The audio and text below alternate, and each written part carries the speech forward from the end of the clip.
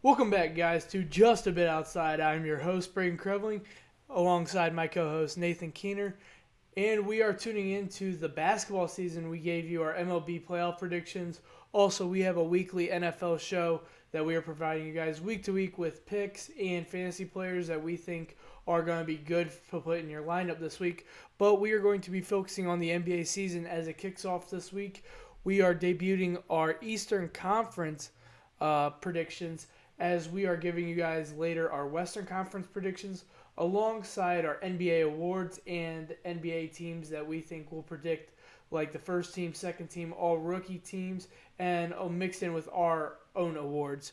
So we will debut the Eastern Conference. We will go down from the teams best in their divisions, splitting them between the Atlantic Division, the Southeast Division, and the Central Division.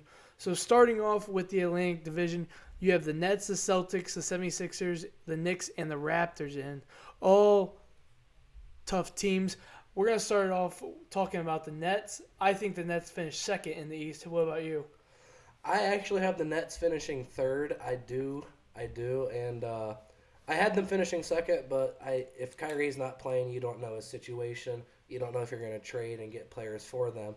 If they don't trade and they go with their current roster right now, I just believe they're not better than the top two teams we'll talk about later, and that's just the reality of it. Kyrie makes that team. He's an offensive juggernaut that just causes problems when you have to also focus on Harden and KD.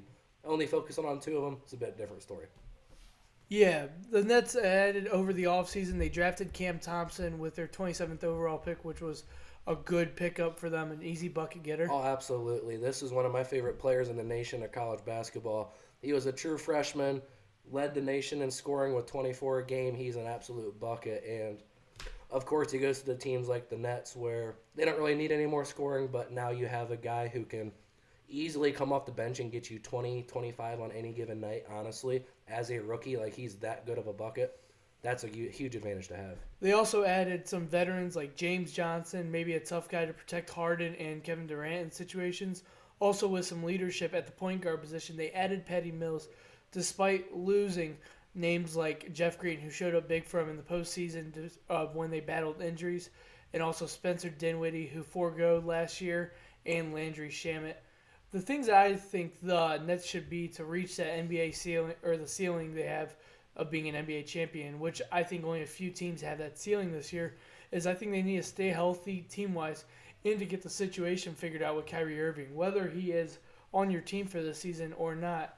Trade him and see what package you can get, or roll with him without him. But you gotta get that situation figured out before you get into full swing of things this season. Absolutely. We see how the Philadelphia 76ers are treating their situation with Simmons, and this is similar. Whether Kyrie says he wants to be there, but with the vaccine and that, you really don't know whether he's showing it or not. And when you lose 27 points per game right there, 5 rebounds and 6 assists, that's a problem. You talked about Patty Mills, so you bring in 11 points, 2 rebounds, and 2 assists, but you figure he's going to be a guy off the bench, just come in, get some buckets. You don't really need him in the lineup, starting lineup, that is. I feel they can start a guy like DeAndre Bembry, who had 12 starts with Toronto last year. He's not really a shiny player. He only averages 6, 3, and 2, but he gets the job done, and it's a player, someone that you need in a lineup. Every team has it, but yeah, feel this team's a good shooting team. They got strong veteran leadership. Aldridge is back in the groove. Paul Millsap's there, Blake Griffin. They got good veteran post players, but yeah, you got to get this Kyrie situation figured out ASAP. That's how I feel about it. Moving on to our next team, we have neighboring teams, the Boston Celtics. I think that they finished third in the Eastern Conference, and I think their ceiling is an NBA Finals appearance. I don't know if they have the personnel to make that jump to be an NBA title team, but I definitely can see them being in the NBA Finals. Oh, absolutely. I have this team finishing fourth, and clearly I'm a Celtics fan. I've been through the thick and thins when we had IT and all that. We had Kyrie. That didn't work out. We went through the Kimba situation. It didn't work, and we had to burn a first-round pick to get him out of there, but we bring in a veteran guy like Al, who provides so much to that team. In limited minutes last year, he had 14, 7, and 3. But just his defense, leadership, everything, the way they communicate, that's really nice.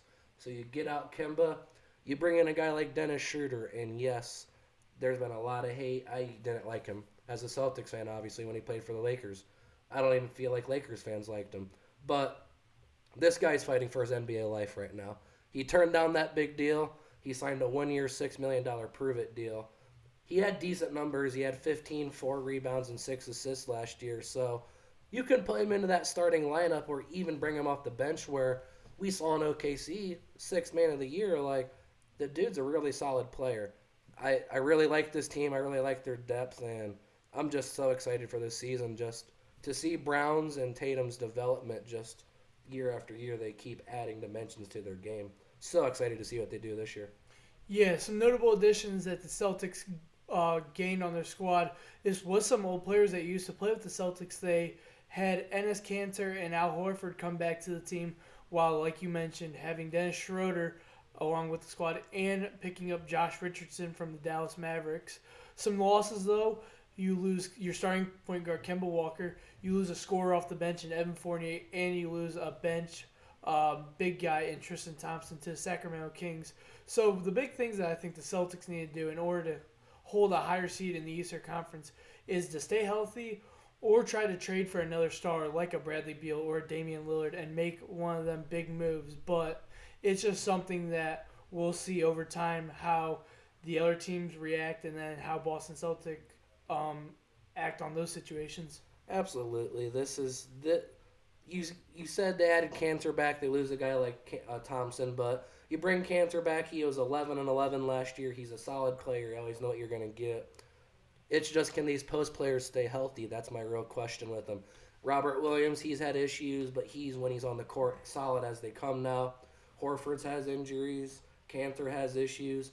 Grant Williams, he's got to stay healthy, but a real solid pickup no one's talked about is these guys got rid of Chris Dunn and Carson Edwards and got Juan Hernan Gomez from the Timberwolves, and or the Grizzlies, actually. Timberwolves traded him there, but solid player, solid veteran piece that you can put down in the post. He's going to be able to pick and pop, provide a little bit of rebounding, a little bit of defense, and I feel defense is this team's strong suit. Yes, you have Brown. Yes, you have Tatum, but a guy like Marcus Smart's in there for defense. A guy like Al Horford is in there for defense. These guys communicate really, really well, and the new coach is going to have to bring that together. Brad moved up to offense. Ibuki is now the coach, and we're going to see what he can do with this team. They have a lot of pieces, a lot of depth that you can put out really two solid lineups that even if you put out a lineup of Richardson, Robert Williams, Peyton Pritchard, Cantor, and Neesmith, I still feel like that team can go win 30-some games. They're talking about Neesmith improvement in shooting already. He made 243 straight threes in practice the other day. Bested Jason Tatum's record, so he really improved from that first year to second year. Also see Peyton Pritchard do that, but yeah, excited about this team just like you said. Moving on to another neighboring team, we have the Philadelphia 76ers. I think that this team lands fourth in the East. How about you? I have fourth if Ben Simmons is there. If he's not, I have them falling to seventh, and I don't feel like they have the depth pieces. And if you don't trade Simmons once again, you are bringing in no extra players, so you are going in with what your roster is, and that's just the reality of it. No one's given him what they've wanted for Simmons so far, so he's just going to sit there. And then you're going to have to start Matisse Thybulle at that point. In that point, you don't have any really veteran guys off the bench. Sure, you have Drummond, but what is he anymore? Shake Milton's a solid player, but a guy like Tyrese Maxey's really going to have to step up. And I just feel like without Simmons, this team is not the same defensively, not the same offensively, just not the same team in general. Yeah, the ceiling with Ben Simmons, I think, is an NBA Finals appearance. Oh, truly. absolutely. This team was really, really solid last year.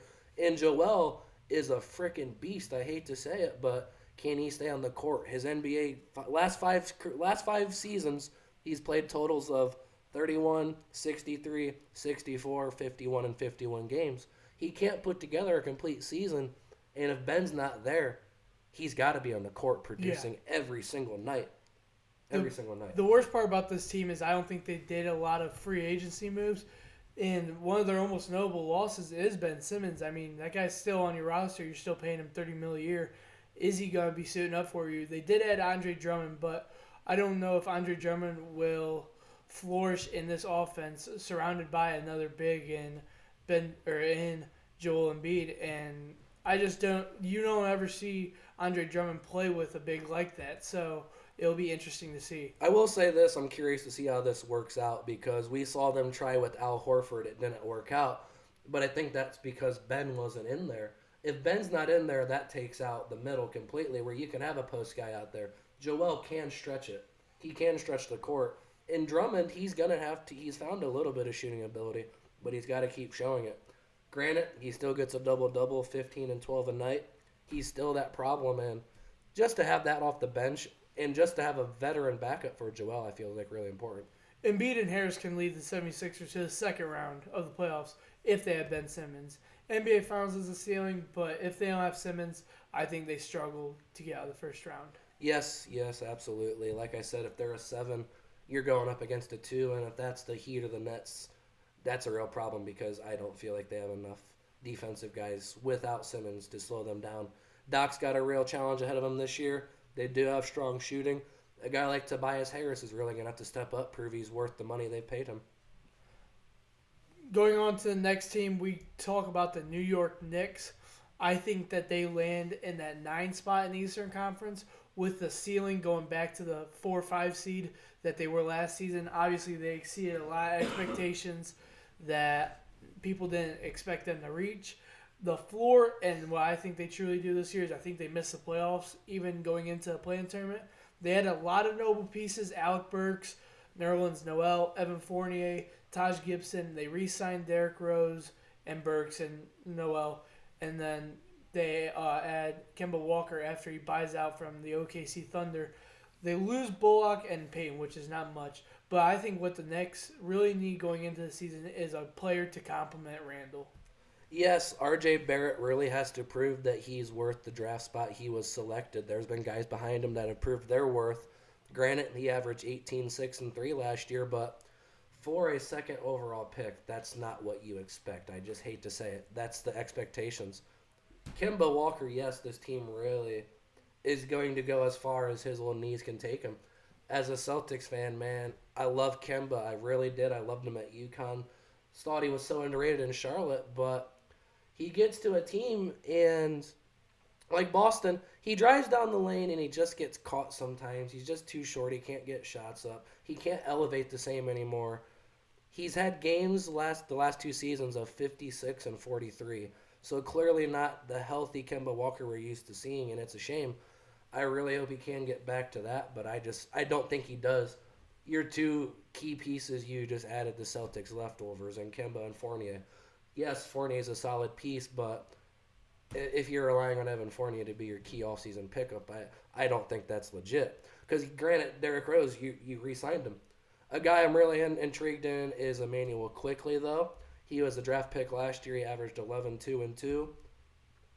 Really needs a solid bucket off the bench, and if a guy like Kemba cannot go, I feel like D. Rose is better coming off the bench where you can toss quickly in that starting lineup. Everything's just smoother. They got their core leaders back. They did lose Bullock, who was a leader in that locker room, but I think a strong part of this team is doubt because people are doubting them already. Can they get back to that? Can they do this? Are these guys good? Teams feed off doubt. Whether these guys can stay healthy or not, well, that's the issue, but I do have them finishing 9th, and their ceiling definitely is, if they are healthy, a team with home court advantage and a team where a team's going to the Garden to play a playoff game. That really is their ceiling. But if these guys are not healthy, if Randall comes back down to earth, just a lot of questions with this team, they can easily fall out of that playoffs and even possibly lower than 9. Yeah, I completely agree. Talking about our last team in this division, we have the Toronto Raptors, who at one time were making Eastern Conference Finals every season in and out and just getting stopped by LeBron. I predict them to be 11th in the 15-team Eastern Conference. Not completely in the bottom couple teams, but definitely I don't see them making the playoffs. Their ceiling for me is the play-in tournament, and then the floor is the last 3 teams in the East, which what they really need is they need Siakam to play up to that standard that he was playing a couple of years ago. Yeah, they lose their longtime starting point guard and franchise player Kyle Lowry, but they add Goran Dragic, who we just had this conversation, isn't Kyle Lowry, but he is a nice point guard. Oh, absolutely. They re-signed Gary Trent, and they also drafted Scotty Barnes, who looks to be a very good young piece. So what do you feel about how do you feel about the Toronto Raptors? As a UNC fan, I watched Scotty Barnes up hand and close last year, and he's a problem. He's a big physical athlete where he has a body almost built like LeBron, whether it's crazy or not, and the kid's 19. He's already a big physical specimen. Yes, he has to put on some pounds, but shoot, dude, he's already like 220, 225. He's a big guy. He's a real versatile piece. Yes, they lost Lowry, but you got Dragic. But I have this team finishing at 11 as well. You're young. You really don't have advantage to go and win, so that really helps you. You don't have any expectations. I feel like you're back to the old Toronto ball, though, before Kawhi. You have just these middle-of-the-pack players, and they just all play well together. They really do. Van Fleet has kind of taken that role from Lowry over the last few years where you could tell Lowry was going to be out. Van Fleet knew that at some point this was going to be his team to lead. Whether it's Pascal or him, I think it's Van Fleet. I love Pascal. He has to prove to that contract he got. OG Anunoby's really got to step up this year. But a guy I'm really excited about is Chris Boucher. He is 14 points, 7 rebounds, 1 assist, but he tossed in 2 blocks in there in very limited minutes. He's going to miss the first 2-3 weeks here to start the season.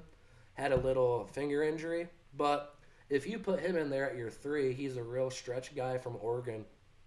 Can go down, block shots. He's real slim, fender. Just real exciting piece there that they've developed.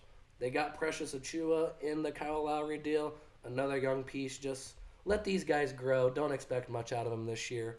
I don't think they're going to make the playoffs, but this team, if they can all stay healthy and if Dragic can be Dragic and get 17, 18 a night, yeah, this team could make that play-in tournament without a doubt. Yeah, this team has very nice pieces, but Fred VanVleet is obviously adamant about wanting the bag next year, and we'll see if Toronto gives it to him. We'll see how he plays up to that, being a kind of another guy with a prove-it year. So we're going into the Central Division. They have the reigning NBA champs, the Milwaukee Bucks. They have the Chicago Bulls, the Indiana Pacers, the Cleveland Cavaliers hometown team, and the Detroit Pistons. So talking about the Bucks, I have them number 1 in the East. Their ceiling is obviously back-to-back NBA champs.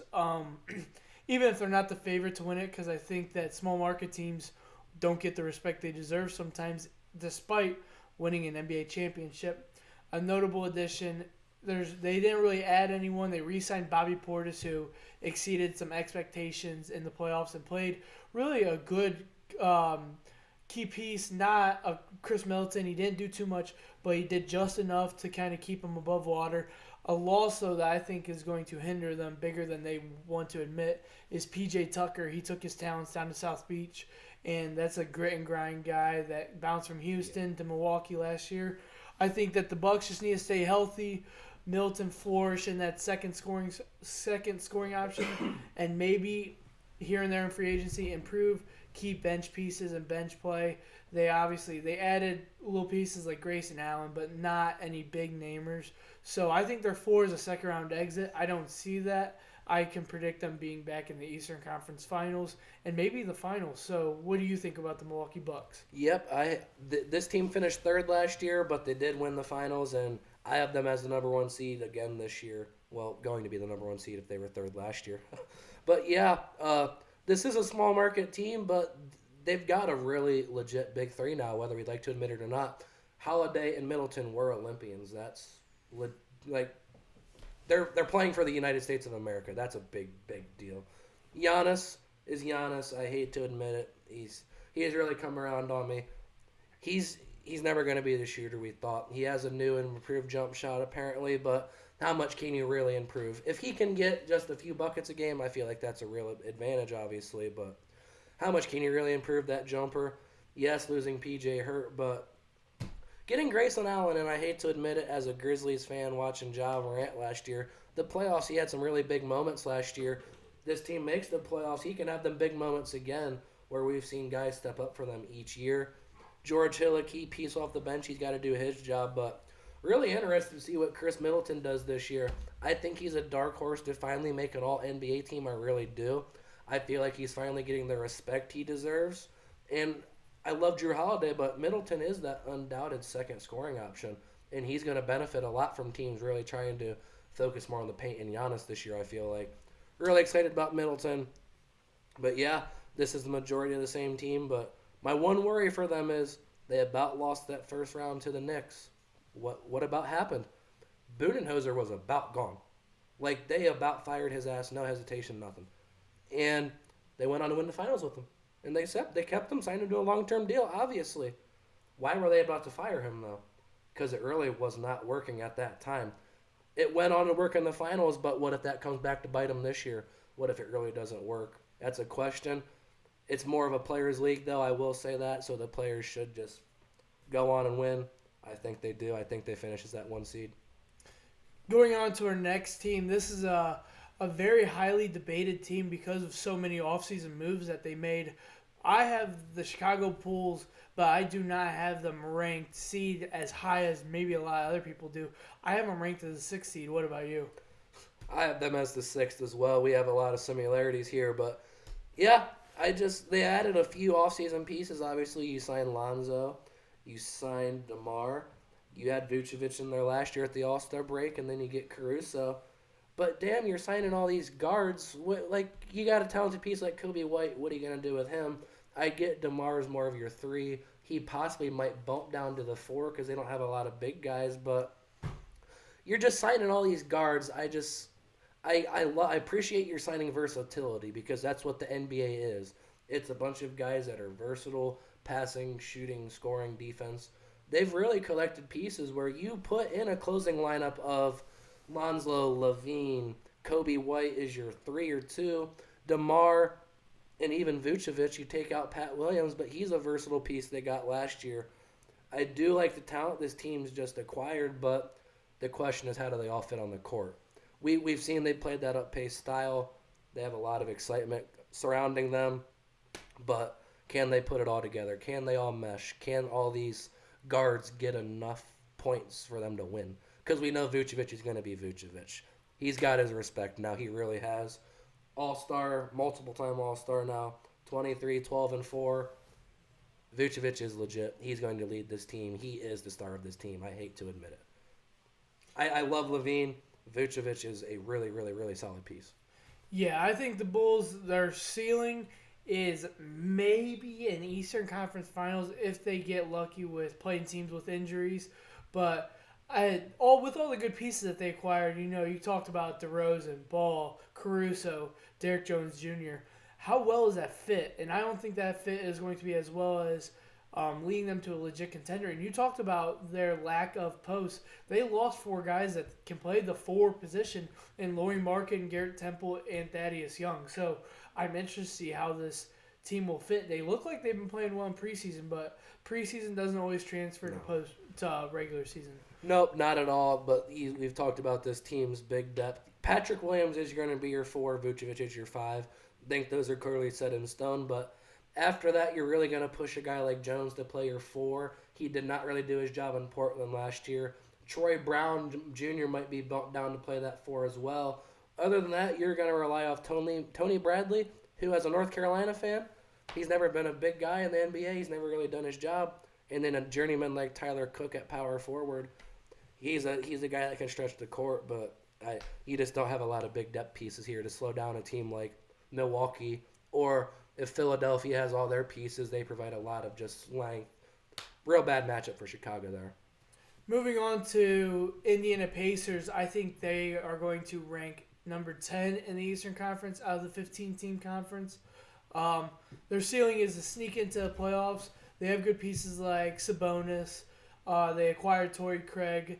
They have Karis LeVert, who at one time showed that he could be a real true young star in this league, and just injuries have hit him. They lost Doug McDermott and Aaron Holiday, but I just don't think the expectations are as high for these Pacers teams as they once were. I see them not making the playoffs and their floor being a low seed in the East.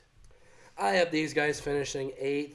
I'm a Karis LeVert fan. He's from Ohio. I watched the kid at state tournament. He's a real talent that's had some unfortunate injuries, and then they just didn't stick with him in Brooklyn. It's a shame. He really is a hell of a talent. And you put him with a guy like Sabonis and Brogdon, I'm sorry, that's a legit underrated,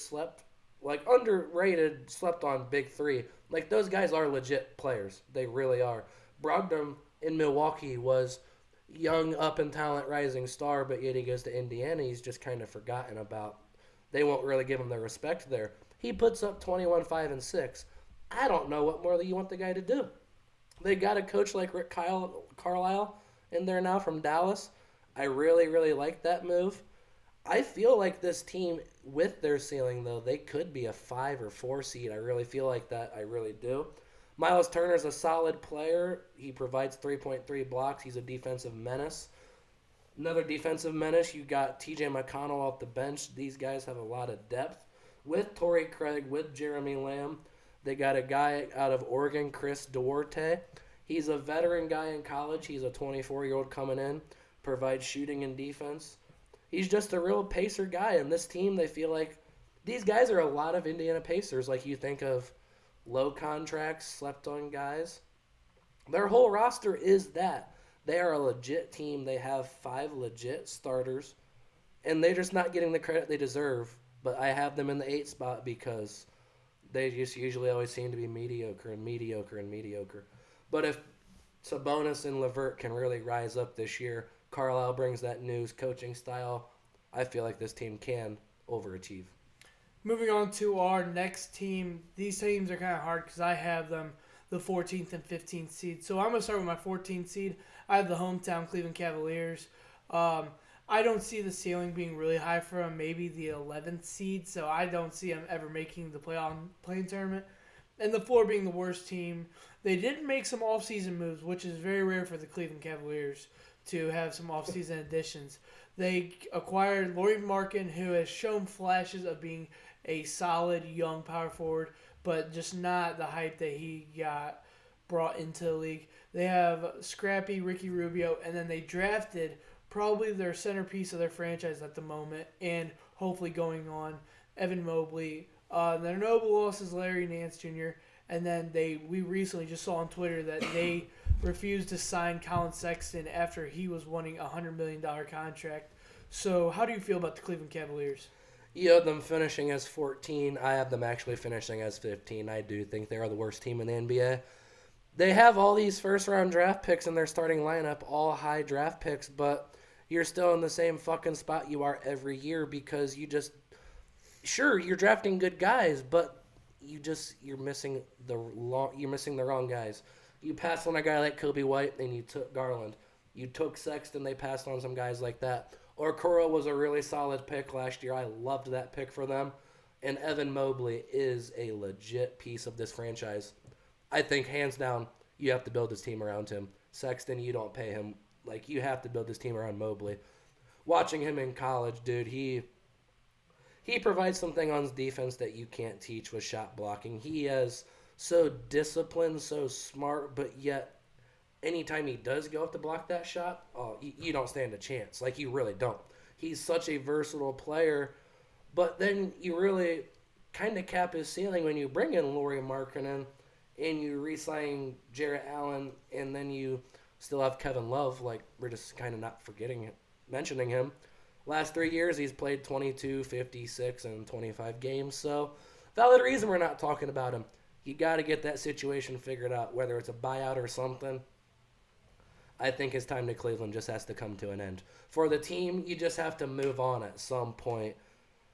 But once again, you've drafted all these guys. You're still in the same freaking spot you are. You've shown no improvement. You really haven't. And I'm just worried about this team. I really am.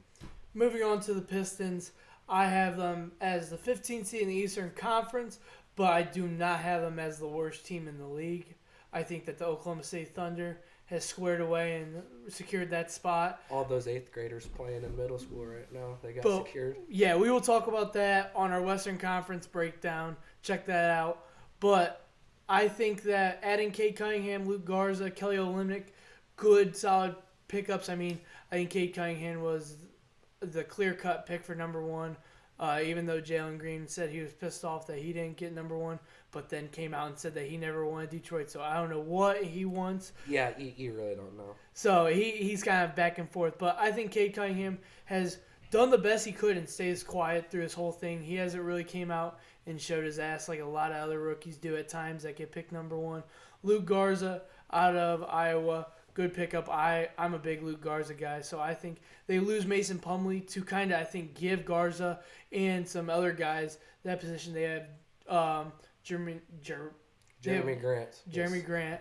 They lose Wayne Ellington. So I think the floor is the worst team in the league, but I do not think that that's where they'll end up. And I just don't see them making the playoffs. I talked about the Cavs finishing as 15. Well, I have these guys finishing 14. You can put them either way you want. It really don't matter. Their goal should be to lose because you have no advantage of winning if you're them. Your team's clearly never going to go compete with just this roster. It's just not. You need to get a guy like Amani Bates, like Jalen Duren, like Jaden Hardy. You need other young guys in here with Cade. You can't go build a team with one guy. Cade's good. Respect the hell out of him. Jalen's my boy. We'll talk about that in the West, but Cade is a legit second pick. Like, no disrespect. These top three guys, I even love Mobley. The top three guys, you couldn't go wrong with either one. Cunningham's going to lead this team. He's going to be at that 2 guard because you drafted Killian Hayes last year. Sadiq Bey is another guy they drafted last year. 12-5-1. He provides a little shooting. Jeremy Grant, they've turned down multiple first-round picks from the Celtics. Fuck you, Pistons. Trade him to us. He averages 22, 5, and 3. Really solid piece. And with him and Cade, I feel like you can have a real good pick and pop there. Even a pick and roll, pick and lob that you got a real solid duo right there. Olynyk's going to be your starting 5. Yeah, you just don't have a lot of pieces after that. Corey Joseph is good. Josh Jackson, a good young piece that you could still develop. You still got some hope for him. A guy that they drafted, obviously, Garza, he can have a key role on this team. He shed them pounds that in college I did not like him for it because he couldn't run the court. He doesn't run the court, but he hustles every damn play. Luka Garza is the hardest working guy I've seen since Westbrook. Like, they work the same, and it's like, dude, I respect the hell out of it because Garza is like Jokic. They don't have that athleticism, but they try so hard and they're so skilled. It's like, damn, they're good. And it don't matter. It don't matter if it's the Big Ten championship, if it is the Detroit Pistons preseason game, or if it's a summer league game. And that's one of the reasons why I like Garza, and you know that. I was watching the first round of the NCAA tournament. What were they, a 2 seed? So they were playing a 15. You should have seen how hard that guy was working. Yeah, and it's like, Luka, I hate to say it, but I think you got this game, bro. Yeah, and it's like one of those things where he just busts his ass and plays every basketball play like it is his last one. No, you really do have to respect it. He's a guy, not athletic, but works his ass off. Much credit. A guy that they could really develop, they also drafted this year, Isaiah Livers from Kentucky. Highly ranked recruit. Just once you go to Kentucky, they didn't have the best season last year. It's so hard to really develop there, but you can tell the guys get the right work ethic, the right thing to go into the NBA, just right skill set, right attitude. A guy that you could develop and possibly replace as your starting 4 or 5. Isaiah Livers down the road, really good young piece to watch, but just go lose. Like, please, Pistons have their limitations. Don't try to win. Don't try to win. Don't try to get Cade stuck with the 8th or 9th pick. Like is it great and all? Sure. But it's not going to get you a star, man. We've seen you have to actually tank. Pistons, you have Cade. Congrats, you won that lottery. Win another one. Try to. And then you will really be on your way. Moving on to the Southeast, our last division we're going to talk about in the Eastern Conference. I think this is a dark horse for maybe the most interesting conference because this conference has had a lot of free agency moves. And between the Miami Heat, the Atlanta Hawks, the Charlotte Hornets, the Washington Wizards, and the Orlando Magic, these 5 teams are coming into this season with a way different roster than I think they left. So we will talk about the Miami Heat first because I think that this team will seed over the Atlanta Hawks. You were a big Atlanta Hawks guy going through the playoffs, so I think that our opinions are going to vary. But I think that the Miami Heat finished 5th in the NBA. I think that their ceiling is another NBA Finals appearance, which I kind of reached on that. But I think that if they all play together as a team, this is where they can. But I can also see a meltdown happening, and I can see their floor being a first-round exit. I think that the playoffs are locked, but the additions they had, Jimmy Butler signed a max extension. Duncan Robinson, supporting my boy, he re-signed. They got Kyle Lowry in a sign and trade. They added some tough guys like Markieff Morris and PJ Tucker, and they also signed Victor Oladipo on another prove-it deal. He turned down the bag and took his chance and went to the Miami Heat instead of staying with the Houston Rockets. So, some notable losses. They did lose Trevor Ariza, Andre Iguodala, Kendrick Nunn, and Goran Dragic. But I think what they really need to do is play as a team, play ball. They have Tyler Hero still, and then they just need Jimmy Butler to ball out, play like Bubble Butler. I'm really, really high on this team. I as much as I like the Hawks, this Heat team is legit, and I have them finishing over the Nets. I really do. I think they are the second best team. Is Lowry that big of an upgrade over Dragic? We just talked about that. No, not really, but he is an upgrade. But the one thing he really provides is he's going to be on the court every single night. He's an upgrade on defense, which is where this team's really going to shine. Yes, Duncan's not a good defender, but everyone else in that starting lineup, Bam, PJ, and Jimmy, solid defenders where you put a guy like Lowry in there, they can really provide some havoc on defense. I think this team has 8 legit starters if Oladipo is healthy. Will he? Well, that's a damn mystery because the last 3 years he's played 36, 19, and 33 games. That's not good. And yes, he turned down a big deal in the past, and he screwed himself. But when he's on the court, he is good. He averages 25 and 5. He's a solid piece, solid 2-guard. Where you might push Duncan out of that starting spot, which is crazy to say because you need his shooting in there. Shot 41% from 3 last year. Down from 44%, so a real shame there. But undoubtedly, if we're looking at top shooters in the league, yes, we have the Splash Brothers and Dame. Duncan is right behind there. He's a problem. He is this new age JJ Redick. They're close buddies, but love this team. I really do. Tyler Hero, we'll talk about him on our award show. I do have him winning an award. He's coming back with a vengeance this year. He's pissed off because the media shit on him. He improved every single stat last year. Rookie year, he had 13.5 points. Oh, he had 15 last year. Rebounds, 4 in his rookie year. 5 last year. Assists, they were still the same with 3. They were saying he was hogging the ball last year. Well, still the same assist. Oh, and he went up 1 in field goals by 43 to 44. I don't understand why I got all the hate last year. Yes, he went into the bubble and did all that. But, dude, you're a 19-year-old rookie on the biggest stage in basketball. Wouldn't you do the same shit? We all know Tyler Hero. He's got that swag. I love that about him. I really do. This is a guy that he should start on a lot of teams, but he's not going to on this one. And I feel like that's really good to lead a good group off the bench where you have Markieff if Oladipo is healthy. Max Strus and Gabe Vincent, they are really, really high on. Those are Miami Heat guys that they've developed over time. They bring in Dwayne Dedmon. I do have questions about this team's size because Dedmon, he was getting a lot of key minutes in preseason. Markieff is your 4. And then, yeah, other than Bam and PJ, you really don't have a lot of size. Jimmy might play a lot of 4 to close out games. You bump him down, put in Hero, something like that. Even Oladipo if he's healthy. Got a real bunch of lineups to do. Really love this team's versatility, like I've said. So, really high on this team. Number 2 in the East. And I feel like they can make it back to the finals. I do. If they have the defense to stop a team like Brooklyn, if Kyrie's there, or Milwaukee, we will see. But undoubtedly, this team's going to put up points. And Pat Riley, he's put together a squad for Spoelstra. Yeah, we're moving on to the next team. The numbers, I have them as the 7th seed, the Atlanta Hawks. I think Trae Young comes back down to earth from the playoff tear that he had. But I will say with this Hawks team, it's crazy because I could see them being the 3rd seed and going back to the Eastern Conference Finals. But in a different conversation, I can see them missing the playoffs if they struggle having John Collins really flooring in that second star role. They did sign Trae Young to a max extension, and he kind of led that way of getting other players a max extension. in his draft class. And they did re-sign John Collins, which was a big question mark in the offseason. Love it. Absolutely But love it. I don't think he'll be easy making the Eastern Conference Finals because they help. In all honesty, they were a good team, but they were helped out with a lot of injuries by other teams. But you're saying there's a chance. There's always the chance. They finished fifth last year. I have them finishing fifth this year as well. They're a really good team. I figured this team in 2 to 3 years could possibly be what they were. No, they exceeded expectations and were there last year.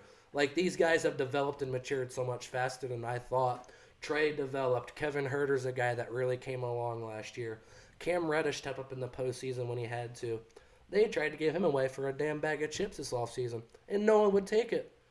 If I'm Cam Reddish and the top 10 pick and a top 10 recruit in high school, I'm pissed off at that, and I'm coming out this year and really balling out.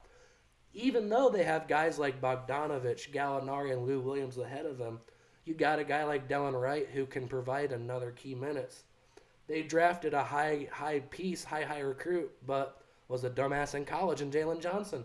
He just dropped out of Duke, quit on his team, but undoubtedly uber talented. They felt a guy like Sharif Cooper fell to them in the second round. They scooped him up. They also have last year's first round pick, the center from Oak Hill, and Aguakwa. Like, they have a lot of pieces here where they can really have a lot of lineups, a lot of depth, and just really go at teams hard 100% of the time. Love the John Collins re-signing. Absolutely one of my favorite players in the league. He is a real pick-and-pop player, a guy that needs to be talked about more. He only averaged 18 and 7, but he provides a lot of things that a lot of bigs don't get talked about. I feel like Trey will come back down to earth a little bit, but in them playoffs, he was so efficient. It was beautiful basketball to watch. He's got that ball on a string. He really does. The thing going into that second year was turnovers. That playoffs, he was super, uber efficient. If he can keep that efficiency up, I feel like this team can be right behind the Nets, bumping up to that 4. But I don't see them finishing any higher than that. 4 to 5 range, feel like comfortably. 7, I feel like that's a little bit too far because, yes, Trey and that might come back down to earth, but like we talked about, so many pieces where I told you the other day looking at this, I'm like, they have a lot of young guys. This is a team that I could feel like making a big trade coming soon. If a guy like Bradley Beal, as crazy as it sounds, is not happy, you got a lot of good guys you can trade for a piece like that. A guy like De'Aaron Fox, SGA. Like, there's a lot of young names that are going to be asking out soon because their teams aren't good. A team like Atlanta could swoop in and take advantage of that because, like we just talked about, Jalen Johnson and Sharif Cooper, legit draft picks this year. And Nguakwe last year was legit. You already have Reddish and Hunter. Like, we're just going down their past drafts, and they've killed it. They've absolutely done their job. So, credit to the Hawks. I think they will have a bit of a letdown, but I think they should stay about where they were. Moving on to the Hornets, a very young, talked about team in the league. Missed the playoffs last year due to not winning a couple games in the play-in tournament. But I think they do sneak in the playoffs this year in the 8th seed. I think that their ceiling is around that 5-6 seed, but that is exceeding a lot of expectations. And their floor is missing the playoffs. I think if that close, you just got to play bad one night with this play-in tournament, and you don't make the playoffs even if you held on to that 8th or 7th spot for a while. So the notable additions, they do add Kelly Oubre Jr., Ish Smith, and Mason Plumlee, but they do lose 2 key pieces in that young core in Devontae Graham and Malik Monk. What I think that the Hornets should do is just let these boys play. Don't keep them on a leash any longer than they already are. Let LaMelo make plays. Let Gordon Hayward kind of mentor these young cats and let the boys play. Yeah, you're a lot higher on this team than I am. I do have them finishing 10th, which is where they finished last year, and I just feel like they didn't really improve this offseason. They lost Devontae, and what? You bring in Kelly Oubre? I'm sorry, that's a downgrade, clearly. You lose Malik Monk, and you're going to bring in Mason Plumlee. Mason Plumlee's now your starting center, and that's pretty sad. Like, we talked about him in Detroit. Yeah, that's Detroit. This is a team that supposedly had playoff aspirations. They got to fix that problem. They drafted a guy like Kai Jones, but he ain't going to be ready this year. He was a young guy at Texas. He was a freshman, came out. you shouldn't expect a lot from him this year. What you should expect, though, is a bunch of highlight dunks from him. He is a high flyer, and those Hornets announcers might have a freaking heart attack on air with Kai Jones. I promise you this year, there might be 5 Kai Jones top 10 SportsCenter plays. And Scotty if not Lewis, more. too. Scotty Lewis, another guy they drafted. I feel like he's going to be on a 2-way deal, but they don't have a lot of depth where he could get called up. LaMelo, he's clearly your leader. He's got to go do his thing. Yes, don't keep him on a leash. We saw what happened when they tried to tame down Lonzo. You can't tame down these guys. LeVar made these guys, and Chino made these guys to go hard 100% of the time. To drop 195 fucking points on people. Let them go do that. Let these guys go run. Let Terry Rozier be Scary Terry. Let Gordon Hayward be on the wing and let him get some shots. Bump him down to your 4. PJ Washington's a solid piece, but if you bump Hayward down to your 4, bring in Bridges or Oubre or the rookie they drafted this year, James Boatnight. You got a high-paced offense where if you toss in Kai Jones, it's going to be a lot of excitement. I'm really excited to watch this team, but just don't like their bigs. I don't feel like they can compete to make the East based off of that. They're going to win games. They're going to be fun to watch, but being fun to watch and making the playoffs and being a good team, that's a different story. This team definitely is on the right track for once, though. I'm a Jordan guy. Done terrible as an owner. Done terrible. He's finally, I think, just been in the position where, if I don't draft this player, I really look like a fucking idiot. Where he's had to, and he hasn't messed up. They finally got good pieces. This team is on the rise. I just don't think it's this year. I really don't. They got to get some more veteran free agents in there.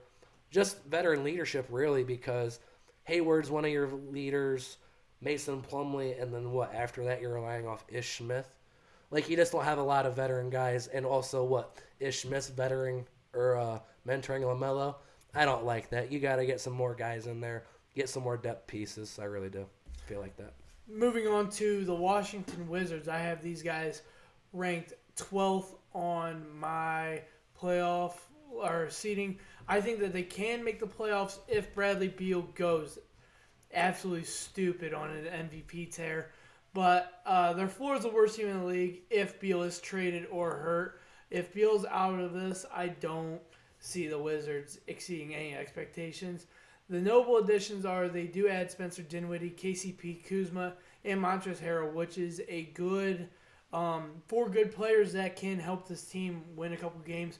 But the notable losses are Russell Westbrook. Say what you want if you call him wash or not. He led the league in assists last year, provided some good help for Beal, and did his job when Beal had to sit out or had needed to take a break. He kept him above water. What do they need? Simply better players. And the overview of this is if Beal will have 30 or averages 30 points per game and keeps him above water, but I just don't think the personnel is enough. We watched a lot of Wizards game last year. You're a Westbrook guy. I've been on the Bradley Beal train for a while out of Florida. I loved him, but for 3 years now, I've been saying he is the legit second shooting guard in the NBA. And I've had some criticism for that until he went out and averaged 30 back-to-back years. He only shot 49% from field goal last year. He's supposed to be this super inefficient guy. 50% from field, I'll take that. I really will. He provided 5 rebounds and 4 assists. He is an animal. He's a bucket getter. He really is. It's just a shame he's stuck there. Bradley, if somehow you get drafted this podcast, please talk to Jason. Have your son talk to Deuce, man. We need you up in Boston, please. There's just nothing here. I don't know what excites you about this. You're excited about Spencer Dinwiddie? Come on, dude. We got Schroeder and frickin' Pritchard. Those are better than Dinwiddie. Corey Kispert, I do like that solid piece. He provides you a good shooter, but Beal, come to Boston, man. And I think that Beal and Westbrook got along great, so I could see why Beal didn't want to leave. You kind of saw they had some chemistry. Now you don't have any boys on the team. You know what I mean? I can see if Westbrook's your boy, and Westbrook wanted to make sure that, like, hey, Beal, if I'm going out, do you want to go out too? Westbrook tried, and Beal wanted to stick it out, and I understand that. I do. You're loyal to your city, but now your contract's coming up. And now if Jason Tatum can legally come call you and be like, hey, man, we need you. I need you, brother. You're going to turn down that to come back and play with KCP, Kuzma, and Rui Hermachirara? Sorry, I don't see how that's going to happen. It just sucks, man, because he's stuck in a bad spot. These guys are going to finish 12th, and it just sucks for a Beal fan because he's stuck. Thomas Bryant is a really young, solid center that tore his ACL last year. Expect him to bounce back. They got Daniel Gafford in a midseason trade last year. Really exceeded expectations, did a good job. Denny, I can't even say his last name right now. It's always hard to say. But Denny, I always just call him Denny. He was their first-round pick last year. Had 6, 5, and 1 assists in 54 games. He's just got to get healthy and get on the court. He is a really solid foreign player.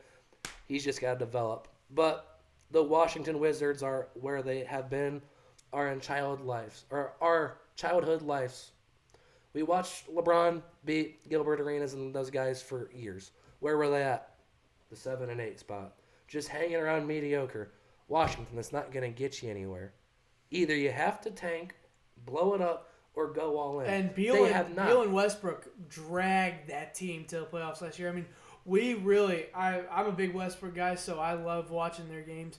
But, I mean, truly, you can even vouch for this. You're not a big Westbrook guy, but Westbrook and Beal dragged that mediocre team to the playoffs last year just to get killed in the first round. When either of them was off the court and it was just one on there, oh, it was so bad. There's just no one around them. You get KCP, Kuzma, and Harrell. That's all you could get for Westbrook. There's not a lot of guys you could get. Not a lot of people were going to trade for him. But that's all you got, really. Harrell, he has to really step up. Granted, he averaged 14, 6, and 1 last year, but he got to them playoffs. He was not Montrezl Harrell we're used to knowing. He's got to get back to that. And if he does, they could possibly make the play-in, but, I don't see that happening. Just get a high draft pick or get Bradley Beal the hell out of there. One or the other, Washington, please. Moving on to Orlando, our last team we're going to talk about in this podcast. The Orlando Magic, Cole Anthony, they have all those guys. They have some young players, drafted Jalen Suggs, and then picked up Franz Wagner to join his brother Mo down there in Orlando, and picked up Robin Lopez. They did lose Otto Porter Jr., but I think the floor for this team is the worst team in the league, and I think the ceiling is the 10 seed. But I think they land right in that middle with the 13 seed. Not much expectations, just another bad team in the East. Yeah, we talked earlier about the Atlanta Hawks being 3 or 4 years away, but they made it early. I don't think this Magic's team going to make it early, but I do believe they are a legit 3 or 4 years away from being something legit. I do like what they are building. You got a guy like Wendell Carter, was a former high draft pick you got from Chicago. Just didn't work out there. He averages 11 and 8, though. You just kind of got to develop him. Mo Bamba's developed it. You got to keep developing him. He came out of Texas really raw, just a guy that could catch hoops, block shots. He's really developing, coming into his own. Just keep that happening. Got to get Jonathan Isaac and Markelle Fultz healthy, and that's to be determined. I don't really think they're going to rush them back this year, both coming off knee injuries. Jonathan Isaac, though, is a hell of a talent. I'm really excited about him. A versatile piece out of Florida State that I thought could turn into something like Kevin Durant. That's why I've always liked this dude. I thought he could turn into that. He don't have that scoring ability, but instead he just turned into one of the most solid defenders in the freaking league that no one talks about. He provides a real problem. You already got the guards we talked about, Jalen Suggs and Cole Anthony. Solid guys that I absolutely am in love with. You got to figure out what guard rotation you're going to use because you have those two. You have Markelle Fultz coming back. And he also traded for R.J. Hampton. You're kind of stuck with R.J. Hampton because, yes, you traded Aaron Gordon away. You can only get so much back in return, but that's just another guard to add into that fold. With a guy like Gary Harris, who is just too good to sit on your bench. He really is. He averages 10, 2, and 2. In Denver, you were seeing him for years put up about 14 or 15. He's just too good to put on your bench. He really is. Terrence Ross, another guy who I feel like just won't crack the starting lineup. They added Robin Lopez. Chuma Okeke's development. He was a first-round pick 2 years ago. Did not play that first year. He played last year. Averaged 8, 4, and 2 assists. Just got to continue his development. You just got to keep developing these guys. Just let them grow, let them grow, let them grow together. And yeah, once you start doing that, I really do believe you're going to develop these guys. Just not this year. I do have them finishing 13th. They finished 14th last year. A little bit of improvement just based off Suggs and all these guys' development, but I don't see them finishing much higher than that. That's kind of how I feel. I just don't think that the bar is set high enough for them to exceed expectations, but to disappoint anyone because you know what these guys are. It's just a young core trying to figure out their way so when they do can attack this league, that they do it the right way. I definitely feel like it's coming. I really do. In the future, if you run out a lineup of Cole Anthony, Suggs as your two, because he is that bigger, more physical guard, you toss in Jonathan Isaac as your three, Wendell Carter and Mo Bamba. You provide a lot of length, a lot of athleticism, a lot of just versatility that most teams don't have unless you're someone like Milwaukee. Just having that three that is 7 foot is like, oh, that's pretty freaking nice. They have that. You got to figure out what these guys are, keep developing, and just no rush here, not one bit. So that'll be all for our Eastern Conference predictions. Definitely some good stuff. We will give you guys our Western Conference predictions along with our NBA award predictions. We'll go through a whole show of walking through our 1 through 8 of the playoffs, our first team All-NBA, second team All-NBA, third team All-NBA, talking about Defensive Player of the Year guys that can win. Also talking about some more recent news. You know, the Ben Simmons 76ers news. DeAndre Ayton is not getting a contract extension the way he wanted to from Phoenix. So we will talk about all of that this week while providing you our NFL Weekly show that we will always promise to give you guys. So check out our stuff. Please like and subscribe. Check out Just a Bit Outside's other podcasts. And thank you for all the support. Peace.